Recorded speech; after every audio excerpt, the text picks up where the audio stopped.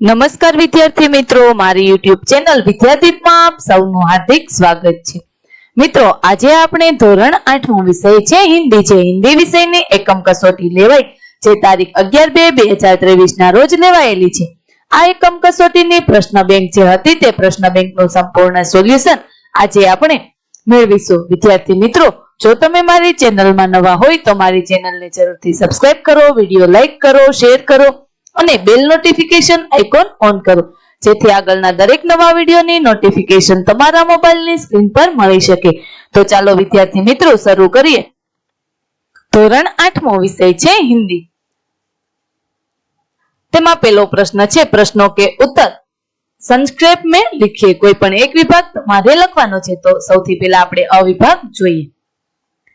તેમાં પહેલો પ્રશ્ન છે आश्वासन पत्र कब लिखा जाता है। तो जवाब में आवशे जब किसी को आश्वासन देना हो तब आश्वासन पत्र लिखा जाता है। ત્યાર પછી બીજો પ્રશ્ન છે कच्छ के रेगिस्तान को अनूठा रेगिस्तान क्यों कहते हैं। तो जवाब में आवशे कच्छ में दो रेगिस्तान है, छोटा रेगिस्तान और बड़ा रेगिस्तान। इनमें रेत नहीं पाई जाती इसीलिए ये अपनी तरह के अनके रेगिस्तान है। ત્રીજો પ્રશ્ન છે मत बांटो इंसान को। इस काव्य में कवि ने हमें क्या संदेश दिया है। जवाब, इस कविता से हमें ये संदेश मिलता है कि हमें इंसान की जाति धर्म को नहीं बांटना चाहिए। ત્યાર પછી બ વિભાગ છે। તેમાં પહેલો પ્રશ્ન છે लाल बहादुर शास्त्री जी को कर्मयोगी क्यों कहा गया है। जवाब, स्त्री जी का संपूर्ण जीवन कर्ममय था। ते भाग्य पर भरोसा करके बैठे रहने वाले व्यक्तियों में से नहीं थे। उन्हें अपने चिंतन और शक्ति पर अधिक भरोसा होता था। वे क्रमशः अपने जीवन का रास्ता बनाते हुए आगे बढ़ते रहे। वे कर्म को ही यह मानते हैं, उसके प्रति वे निस्वार्थ भाव से समर्पित थे। जीवन भर निष्काम कर्म में लगे रहने के कारण उनके नाम के साथ कर्मयोगी विशेषण लगाना उचित है। ત્યાર પછી બીજો પ્રશ્ન છે कबीर क्या मांगते हैं क्यों। जवाब, यहाँ कबीर ईश्वर से सिर्फ उतना ही मांगते हैं जिसमें पूरा परिवार का खर्च चल जाए, न कम और न ज्यादा, कि वे भी भूखे न रहे और दरवाजे पर आए कोई साधु संत भी भूखा न लौटे। जिस तरह तिल में तिल होने और चकमेक में आग होने की बात दिखलाई नहीं पड़ता। ત્યાર પછી ત્રીજો પ્રશ્ન मांझी के उदाहरण द्वारा कवि क्या कहना चाहते हैं।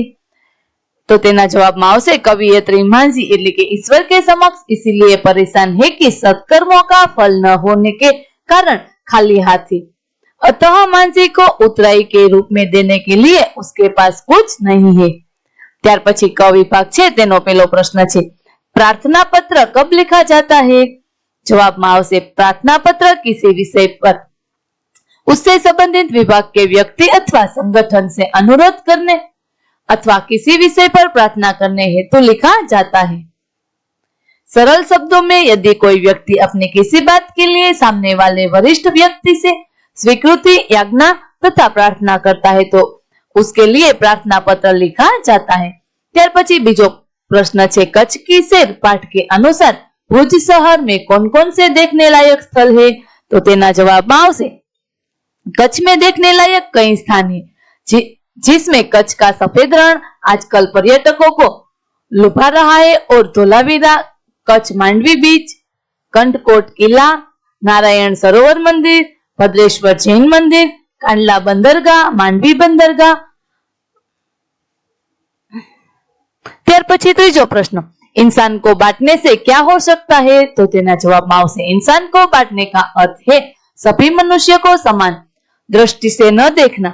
आज उच्च नीच, जाति पाति, गोरा काला आदि भेद कर लोगों में अलगाव की भावना पैदा कर दी गई है। सभी मनुष्यों के रक्त में एक जैसी लालिमा तथा उसमें एक जैसी भावनाओं की अनदेखी कर केवल उनके बाहरी स्वरूप पर ध्यान दिया गया है। ત્યાર પછી ડ વિભાગ છે તેનો પહેલો પ્રશ્ન शंकर दयाल शर्मा ने लाल बहादुर शास्त्री की कौन कौन सी विशेषताएं बताई। जवाब, शास्त्री जी सरल, विनम्र और सादगी प्रिय व्यक्ति थे। वे कर्म करने में विश्वास रखते थे। वे कर्म को ही ईश्वर मानते थे। अपने के प्रति वे सदा संपूर्ण समर्पित रहते हैं। प्रधानमंत्री जैसे पद पर पहुंचने के बाद भी वे स्वयं को कभी शासक न मानकर हमेशा जनता का सेवक ही मानते हैं। वे विशिष्ट होकर भी जीवन भर सामान्य बने रहे। त्यार पछी बीजो प्रश्न छे, विद्याधन को प्राप्त करने के लिए क्या करना पड़ता है? तो तेना जवाब में आवशे छात्रा का 12वीं में अच्छे अंकों के साथ उत्तीर्ण होना आवश्यक है। इस योजना का लाभ केवल उन परिवारों को मिलेगा जिनकी आर्थिक स्थिति खराब है। इस योजना 10-50 लाभ उठाने के लिए परिवार की मासिक आय 48,000 से अधिक नहीं होनी चाहिए। छात्रा का नाम मेरिट लिस्ट में भी शामिल होना चाहिए। त्यार पछी त्रीजो प्रश्न छे, आज हृदय में और सिंधु में उठा है ज्वारा का अर्थ अपने शब्दों में लिखी। कवि कहते हैं कि आज सिंधु अर्थात सागर और मनुष्य रूपी नाविक के मन में साथ-साथ ज्वार उठा है। हर बाधाओं से डरकर सामना करते हुए निरंतर आगे बढ़ने जाने का उत्साह हृदय में उमड़ पड़ा है। त्यार पछी ए विभाग छे तेनो पहलो प्रश्न, व्यवसायिक पत्र कब लिखा जाता है? व्यवसायिक पत्र लेखन या वाणिज्यिक पत्र से आशय है व्यवसाय से संबंधित एक व्यवसायी द्वारा दूसरे व्यवसाय अथवा एक व्यक्ति द्वारा किसी व्यवसायी को पत्र लिखना अर्थात माल के संबंध में पूछताछ करने, आदेश देने, खराब माल की शिकायत करने, माल प्राप्ति की सूचना दे, रुपये का तकादा करने या अपने माल का प्रचार करने आदि से संबंधित। बीजो प्रश्न, नारायण सरोवर की कौन कौन सी विशेषता है? तो तेना जवाब में आवशे नारायण सरोवर में कार्तिक पूर्णिमा से 3 दिन का भव्य मेला आयोजित होता है। इसमें उत्तर भारत के सभी संप्रदायों के साधु संन्यासी और अन्य भक्त शामिल होते हैं। नारायण सरोवर में श्रद्धालु अपने पितरों का श्राद्ध भी करते हैं। गुजरात के कच्छ जिले के लखपत तहसील में स्थित नारायण सरोवर। त्यार पछी त्रीजो प्रश्न, लाल बहादुर शास्त्री जी के कौन कौन से गुण आपको पसंद है? जवाब, वे आध्यात्मिक कर्मयोगी थे। उन्होंने अपने स्वतत्व के आधार पर देश की परिस्थिति को बदल दिया। उनके आह्वान पर बहुत से लोग आज भी सोमवार को व्रत रखते हैं। यह शास्त्री जी के प्रति लोगों की श्रद्धा है। त्यार पछी प्रश्न नंबर 2 छे, सूचना अनुसार उत्तर लिखिए। किसी एक विभाग के विद्यार्थी मित्रों અહીં જે सूचना अनुसार जवाब આપવાના છે, તમારે કોઈ પણ એક વિભાગ લખવાનો છે। તો ચાલો જોઈએ પહેલો વિભાગ, તેમાં અ दिए गए शब्द का समानार्थी शब्द लिखकर उसका वाक्य में प्रयोग कीजिए। शब्द छे राह, तो तेनो समानार्थी शब्द थशे पंथ अथवा रस्ता। त्यार पछी ब दिए गए शब्द का विरुद्धार्थी शब्द लिखिए, तो प्रिय तो अप्रिय। त्यार पछी क विभाग, दी गई कहावत का अर्थ लिखकर उसका वाक्य में प्रयोग कीजिए। कहावत आपी छे, उल्टा चोर कोतवाल को डांटे, तो तेनो अर्थ थशे अपना अपराध स्वीकार न कर पूछने वाले को दोष देना। वाक्य बनाव्યું છે, रमेश आज कक्षा में देरी से आया। जब मास्टर जी ने पूछा कारण, तो रमेश बोला मेरी घड़ी खराब है। मास्टर जी बोले उल्टा चोर कोतवाल को डांटे। त्यार पछी बीजो विभाग छे, तेमां अमाच पेलो समानार्थी शब्द आपणे लखવાનો छे, निष्ठा तो श्रद्धा। त्यार पछी विरुद्ध शब्द आपવાનો छे, उजाला तो अंधेरा। त्यार पछी क विभागमां कहावत आपेली छे, तेनो अर्थ अने वाक्य लखवानुं छे। कहावत छे, न रहेगा बांस न बजेगी बांसुरी, तो तेनो अर्थ विवाद के मूल कारण को खत्म करना। वाक्य, लड़के वालों को दहेज मांगने पर सरिता ने शादी करने से ही इनकार कर दिया। न रहेगा बांस न बजेगी बांसुरी। त्यार पछी त्रीजो विभाग छे, तेमां शब्द आपेलो छे नाद, तो तेनो समानार्थी शब्द ध्वनि रव। त्यार पछी ब विभाग छे, तेमां विरोधी शब्द हर्ष, तो तेनो विरोधी शब्द विषाद। त्यार पछी कहावत आपेली छे, 4 दिन की चांदनी फिर अंधेरी रात, तो तेनो अर्थ थशे कुछ समय के सुख के बाद दुख तो आना ही है। वाक्य बनाव्યું છે, जब भी कोई नेता जीता है तो वह बड़े बड़े वादे करते हैं, लेकिन यह वादे बस 4 दिन की चांदनी फिर अंधेरी रात के समान होती है। त्यार पछी चौथो विभाग छे, तेमां पेलो शब्द आपेलो छे सागर, तो तेनो समानार्थी शब्द समुद्र। ब विभागमां विरोधी शब्द आपेलो छे विष, तो तेनो विरोधी शब्द अमृत। त्यार पछी कहावत आपेली छे कि अब पछताए होत क्या, जब चिड़िया चुग गई खेत तो तेनो अर्थ से समय बीत जाने पर पछताना बेकार व्यर्थ है।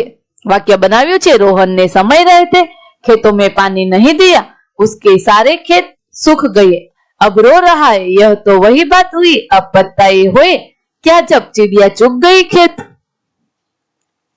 ત્યાર પછી પાંચમો વિભાગ છે તેમાં પેલો સમાનાર્થી શબ્દ આપેલો છે આંખ, તો તેનો સમાન શબ્દ થશે નેત્ર નયન।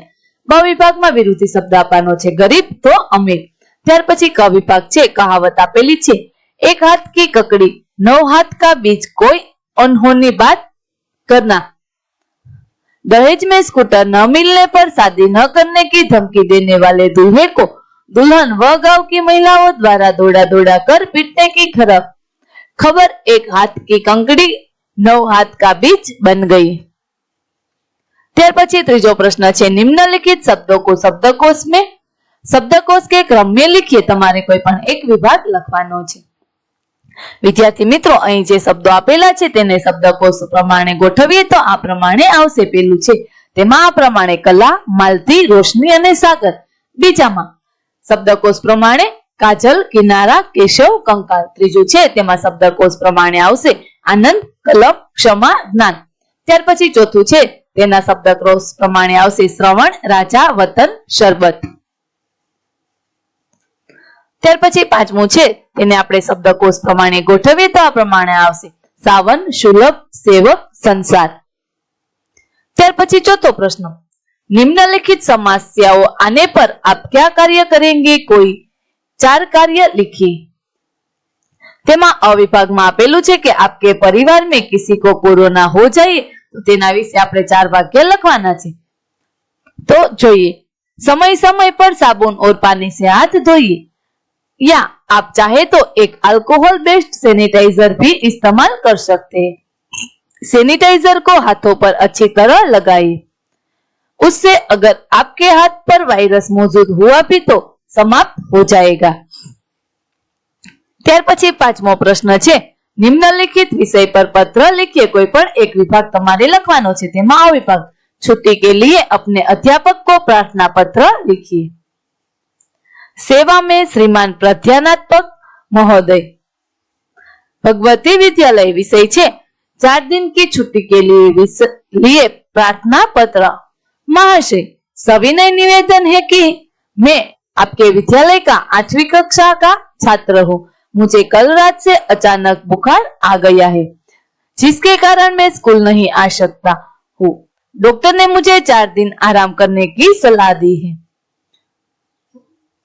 अतः आपसे नम्र निवेदन है कि मुझे दिनांक 6 अक्टूबर 2021 से 9 अक्टूबर 2021 तक छुट्टी देने की कृपा करें। आपका आज्ञाकारी शिष्य, नाम पटेल सुरेश, कक्षा 8वीं।